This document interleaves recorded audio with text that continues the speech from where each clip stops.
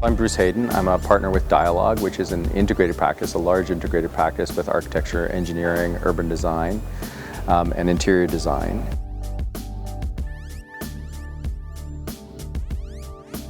A lot of people think of architecture specifically as a kind of static art. So if you look at it in art historical terms, it's often compared to sculpture or painting.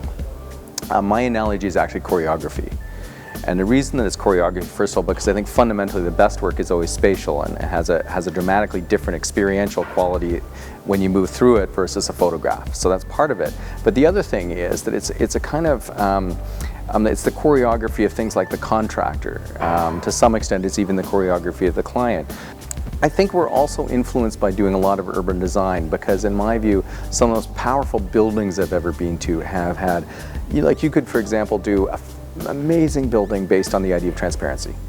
Just that single narrow idea, and it can be the piece, the kind of piece that drives the whole intention of the building.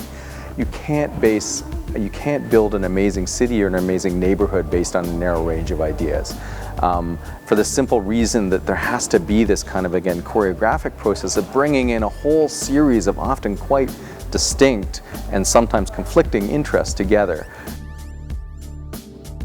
One of the things that bothers me is, most recently over the last 10 years, is what I would characterize as green fetishization.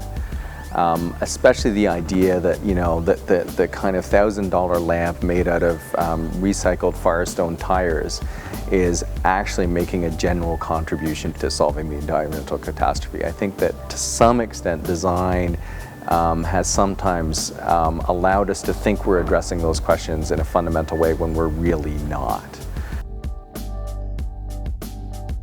I ended up house sitting in Strathcona a number of years ago, and I thought it was a really, really interesting and eclectic neighborhood, and full of artists and full of kind of good street life and people doing fun things.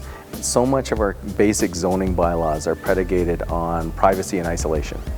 And if you look at the indicators of social health in a city, it's actually not so much the number of close friends you have, it's the number of kind of semi-casual interactions that you have on a day-by-day basis. And one of the things we've done, for example, recently, we just combined all our backyards because we said, the truth is, we don't all need a barbecue.